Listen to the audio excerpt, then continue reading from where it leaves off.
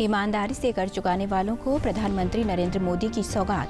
पारदर्शी कराधान ईमानदार का सम्मान प्लेटफॉर्म का कल करेंगे शुभारंभ।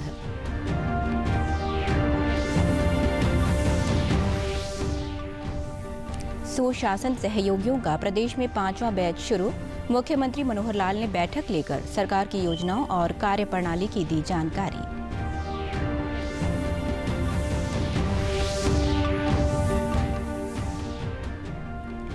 देश में कोरोना संक्रमण से ठीक होने वाले मरीजों की संख्या पहुंची 16,39,000 के पार। प्रदेश में रिकवरी रेट हुआ 83.47%।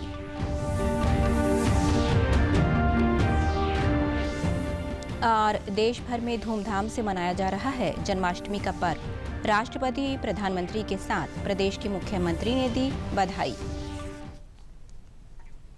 नमस्कार, मैं सारिका शर्मा। अब समाचार विस्तार से। प्रधानमंत्री नरेंद्र मोदी ईमानदारी से कर चुकाने वालों के लिए पारदर्शी कराधान ईमानदार का सम्मान नामक एक प्लेटफॉर्म का कल शुभारंभ करेंगे। ये प्लेटफॉर्म प्रत्यक्ष कर सुधारों की यात्रा को और भी आगे ले जाएगा। वीडियो कॉन्फ्रेंसिंग के माध्यम से होने वाले इस कार्यक्रम में केंद्रीय वित्त मंत्री निर्मला सीतारमण और वित्त राज्य मंत्री अनुराग ठाकुर भी उपस्थित रहेंगे। आयकर विभाग के अधिकारियों व पदाधिकारियों के अलावा विभिन्न वाणिज्य मंडलों, व्यापार संघों एवं चार्टर्ड अकाउंटेंट संघों के साथ साथ जाने माने करदाता भी इस आयोजन में शामिल होंगे। केंद्रीय प्रत्यक्ष कर बोर्ड CBDT ने हाल के वर्षों में प्रत्यक्ष करों में कई बड़े कर सुधार लागू किए हैं। कर सुधारों के तहत टैक्स की दरों में कमी करने और प्रत्यक्ष कर कानूनों के सरलीकरण पर फोकस रहा है। आयकर विभाग के कामकाज में दक्षता और पारदर्शिता लाने के लिए भी CBDT द्वारा कई पहल की गई है। हरियाणा में जारी मुख्यमंत्री सुशासन सहयोगी कार्यक्रम 5वें साल में पहुंच गया है। इस साल प्रदेश में सुशासन सहयोगी के तौर पर 25 लोगों ने ज्वाइन किया है। चंडीगढ़ में इन सभी सुशासन सहयोगियों की एक बैठक मुख्यमंत्री मनोहर लाल के साथ हुई। इसमें उन्हें प्रदेश सरकार की योजनाओं और काम करने के तरीकों से परिचित करवाया गया। बैठक के बाद मुख्यमंत्री मनोहर लाल ने बताया कि वर्ष 2020 को सुशासन संकल्प वर्ष के रूप में मनाया जा रहा है। सुशासन का रास्ता ई-गवर्नेंस के माध्यम से ही आता है, इसीलिए सरकारी योजनाओं का लाभ सीधे पात्र व्यक्ति तक पहुंचाना प्रत्येक सहयोगी का सबसे महत्वपूर्ण कार्य है। इन सुशासन सहयोगियों की नियुक्ति का मकसद जिला प्रशासन और जनता के साथ मिलकर काम करना है। हर जिले में एक सुशासन सहयोगी तैनात होगा जो प्रशासन की मदद करेगा। उन्होंने बताया कि इस वर्ष CMGGA सक्षम हरियाणा अंत्योदय सरल प्रोजेक्ट, महिला सुरक्षा, कौशल और रोजगार अनुसंधान, ई-ऑफिस और कोविड-19 सपोर्ट पर विशेष रूप से कार्य करेंगे। एक सहयोगी जाकर के और वहाँ जनता के साथ जुड़ करके, एडमिनिस्ट्रेशन के साथ जुड़ करके जो कोई कठिनाइयाँ समस्याएं होती हैं उसका फीडबैक हमको मिलता है और एडमिनिस्ट्रेटिवली किस प्रकार से उसको सॉल्व किया जा सकता है उसमें एडमिशन का सहयोग भी करते हैं। कुछ इनके मॉड्यूल्स होते हैं, ट्रेनिंग के माध्यम से उस पर ये काम करते हैं। हमारा जो सुशासन का जितना भी कार्यक्रम है वो काफ़ी कुछ इनके अध्ययन पर निर्भर करता है। देश में कोरोना संक्रमण से ठीक होने वाले मरीजों की संख्या 16,39,000 के पार पहुंच गई है। इसके साथ ही रिकवरी रेट में भी लगातार बढ़ोतरी जारी है। रिकवरी रेट बढ़कर 70.38% तक पहुंच गया है। देश में कोरोना से होने वाली मृत्यु दर भी 2% से कम 1.98% दर्ज की गई है। वहीं प्रदेश में कोरोना का रिकवरी रेट 83.47% तक पहुंच गया है। अब तक प्रदेश में 36,000 से अधिक मरीज ठीक होकर घर लौट चुके हैं। प्रदेश में कोरोना संक्रमण के सक्रिय मामलों की संख्या 6,645 है। कोरोना पॉजिटिव पाए जाने वाले लोगों के अलावा क्षेत्र में ऐसे कितने लोग हैं जो कोरोना संक्रमण के बाद अपने आप ठीक हो गए? इसके लिए अब प्रदेश भर में एंटीबॉडीज की जानकारी के लिए 880 लोगों के रैंडम सैंपल लिए जाएंगे। स्वास्थ्य विभाग की टीम घर घर जाकर परिवार के एक सदस्य का ब्लड सैंपल लेगी। नुह प्रशासन द्वारा जिले के अल आफिया सामान्य अस्पताल मांडीखेड़ा में लैब भी तैयार की जा चुकी है। जिला नोडल अधिकारी एवं deputy civil surgeon Nuh doctor Arvind Kumar ने बताया कि सीरो सर्विलांस योजना के लिए 13 टीमों का गठन नुह जिले में किया गया है। सैंपल के बाद जो नतीजे निकलकर सामने आएंगे उसे स्वास्थ्य विभाग हरियाणा को भेजा जाएगा। सीरो सर्विलांस सिर्फ जिले में ही नहीं बल्कि प्रदेश के सभी 22 जिलों में किया जाएगा। अपने अपने एरिया में जाएंगे। ये 3 दिन का प्रोग्राम है।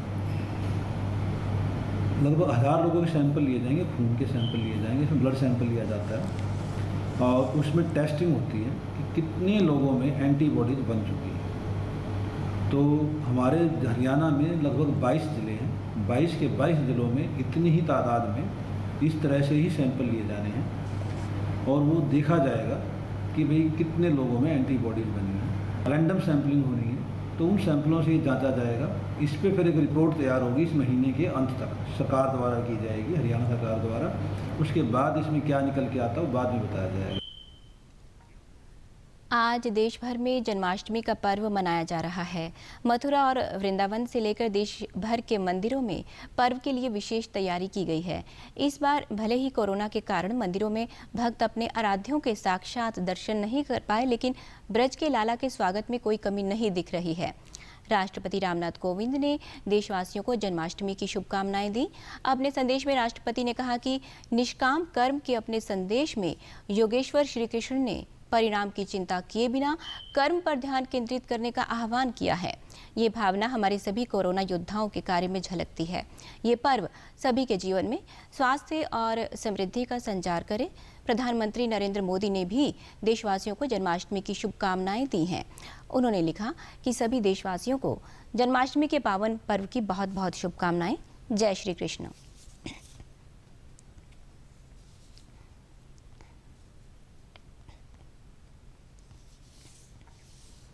हरियाणा के मुख्यमंत्री मनोहर लाल ने प्रदेशवासियों को श्री कृष्ण जन्माष्टमी के पावन पर्व की बधाई व शुभकामनाएं दी हैं।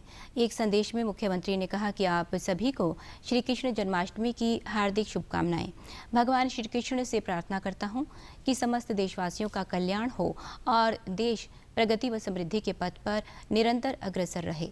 हरियाणा के उप मुख्यमंत्री दुष्यंत चौटाला ने श्री कृष्ण जन्माष्टमी के पावन अवसर पर प्रदेशवासियों को हार्दिक बधाई व शुभकामनाएं दी हैं। उप मुख्यमंत्री ने कहा है कि श्री कृष्ण ने गीता के माध्यम से कर्मयोग का जो ज्ञान दिया है वो आज भी हमारे जीवन में प्रासंगिक है। जन्माष्टमी पर्व को लेकर आज मंदिरों में विशेष तैयारियां की गई हैं। कोरोना महामारी के चलते इस बार मंदिरों में पहले की तरह भीड़ जमा होने पर रोक है। इसके लिए प्रशासन की ओर से गाइडलाइंस भी जारी की गई हैं। मंदिर कमेटियों को निर्देश दिया गया है कि वे सोशल डिस्टेंसिंग का पालन करते हुए मंदिरों में श्रद्धालुओं को दर्शन की अनुमति दें। धर्मनगरी कुरुक्षेत्र में भी बांके बिहारी को सजाकर कृष्ण जन्मोत्सव बड़ी धूमधाम से मनाया जा रहा है। कोरोना महामारी के चलते श्रद्धालु सरकार के दिशा निर्देशों के अनुसार ही मंदिरों में ठाकुर जी के दर्शन करेंगे। बहुत कम है और ठाकुर जी की सेवा ससुरबा श्रृंगार बड़े विधिवत रूप से, ठाकुर जी का दुग्धाभिषेक महा आरती सभी विधिवत रूप से संपन्न। कृष्ण के जन्मदिन को लेकर बहुत ज़्यादा खुश हैं, लेकिन हमें इस कोरोना का बहुत वजह से इस बात का बहुत दुख है कि जैसे हर साल हम कृष्ण का जन्म बहुत ही हर्षोल्लास से मनाते हैं, लोगों की भीड़ इकट्ठी होती है, कीर्तन होता है, आनंद करते हैं, लेकिन इस बार कोरोना की वजह से हम वो उत्सव नहीं मना सकते। लेकिन हमारे मन में कृष्ण के जन्म को लेकर बहुत ही ज़्यादा खुशी है। उपराष्ट्रपति एम वेंकैया नायडू ने आज राजधानी दिल्ली में नेताजी सुभाष चंद्र बोस पर लिखी गई एक पुस्तक का विमोचन किया। उपराष्ट्रपति ने कहा कि हमारे स्वाधीनता आंदोलन के दौरान नेताजी का साहसी और ओजस्वी नेतृत्व युवाओं के लिए अनुकरणीय प्रेरणा का स्रोत था। उन्होंने कहा कि नेताजी का दृढ़ विश्वास था कि हम सब सबसे पहले भारतीय हैं, धर्म, जाति, क्षेत्रीय और भाषाई पहचान बाद में आती है। Of Sri Subhash Chandra Bose and strive towards building a new India, a strong, stable, prosperous and egalitarian India. देश को आज़ाद करवाने में जिला जींद के गांव बूढ़ा खेड़ा लाठर के केहर सिंह ने अहम भूमिका निभाई थी। 7 वर्ष तक उन्होंने काला पानी की सजा भी भुगती थी। नेताजी सुभाष चंद्र बोस के भाषण को सुनकर केहर सिंह 21 वर्ष की आयु में आज़ाद हिंद फौज में शामिल हो गए थे। केहर सिंह के लंबे समय से लापता हो जाने के कारण परिजनों ने उन्हें मृत तक मान लिया था। जब जेल से पत्र आया तब परिजनों को उनके जीवित होने का पता चला। केहर सिंह के पुत्र अजमेर ने बताया, जब वे जेल से छूट कर आए तो परिवार वाले उन्हें पहचान तक नहीं पाए थे। उन्होंने कहा कि देश की आज़ादी के लिए पिताजी के संघर्ष पर उन्हें गर्व है। उन्होंने ये भी बताया कि समय समय पर सरकार द्वारा उनकी माताजी को सम्मानित किया जाता रहता है। केहर सिंह की पत्नी चंद्रो देवी ने बताया कि उनके पति ने देश की आज़ादी के लिए लड़ाई लड़ी। कड़ी से कड़ी परिस्थितियों में भी वे नहीं घबराए। केहर सिंह की पौत्री अंशिका ने भी कहा, उन्हें अपने दादा के योगदान पर गर्व है। 1996 में केहर सिंह का निधन हो गया था। चंद्रबोस वाली फौज में था। देश आजाद कराया था। मेरे पिताजी फ्रीडम फाइटर थे और उन्होंने देश की आज़ादी कराने में बहुत अहम भूमिका थी उनकी। उन्होंने बताई थी, सिंगापुर लड़े थे, 4-5 दिन में एक मुट्ठी चौल थे आकर थे, मतलब खाने पीने था नहीं। 26 जनवरी को सम्मानित करे हैं, 15 अगस्त को तहसीलदार सम्मानित करो या डीसी करो। प्रदेश से जुड़ी खबरों को विस्तार से जानने के लिए आप हमारे साथ फेसबुक, ट्विटर और यूट्यूब के माध्यम से भी जुड़ सकते हैं। हमसे जुड़ने के लिए आप हमारे सोशल मीडिया हैंडल को फॉलो कर सकते हैं। आज अंतर्राष्ट्रीय युवा दिवस है। हर साल दुनिया भर में 12 अगस्त को ये दिन मनाया जाता है। इस खास मौके पर विश्व भर में युवाओं को पहचान दिलाने और उनके कार्य की सराहना के लिए अलग अलग कार्यक्रमों का आयोजन किया जाता है। इस साल विश्व युवा दिवस की थीम वैश्विक कार्य के लिए युवाओं की भागीदारी है, यानी अंतर्राष्ट्रीय स्तर पर युवाओं की भागीदारी के तरीकों को सामने लाने के लिए बहुपक्षीय संस्थानों और प्रक्रियाओं को बढ़ावा देना है। पहली बार विश्व युवा दिवस साल 2000 में मनाया गया था।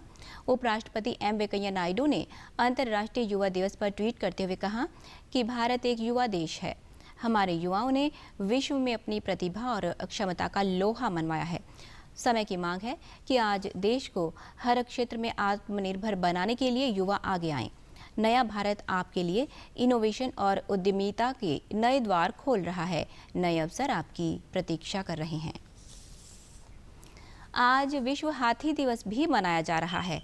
आज के दिन हाथियों की मदद के लिए विभिन्न संरक्षण नीतियों को लेकर दुनिया भर में व्यापक तौर पर कार्यक्रम होते हैं। इस अवसर पर केंद्रीय पर्यावरण मंत्री प्रकाश जावड़ेकर ने ट्वीट कर कहा कि भारत के लगभग 60% जंगली एशियाई हाथी केवल मजबूत वन्यजीव कानूनों के कारण नहीं, बल्कि हम भारतीयों की जानवरों के प्रति सहिष्णुता और स्नेह के कारण है। आइए इस विश्व हाथी दिवस पर हम हाथी हमारा साथी के साथ सह अस्तित्व के इस बंधन को फिर से साबित करें। हमारी राष्ट्रीय विरासत से जुड़े हाथियों पर उन्होंने एक वीडियो भी साझा किया। India is supporting more than 60% of global Asian elephant population. 30 elephant reserves have been identified by our states. India has also taken several initiatives and set standards for conservation of Asian elephants. अंत में इस bulletin के मुख्य समाचार एक बार फिर। ईमानदारी से कर चुकाने वालों को प्रधानमंत्री नरेंद्र मोदी की सौगात। पारदर्शी कराधान ईमानदार का सम्मान प्लेटफॉर्म का कल करेंगे शुभारंभ।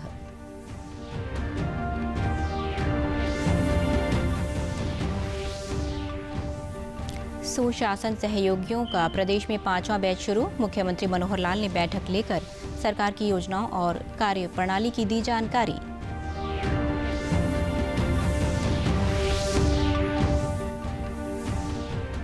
देश में कोरोना संक्रमण से ठीक होने वाले मरीजों की संख्या पहुंची 16,39,000 के पार। प्रदेश में रिकवरी रेट हुआ 83.47%।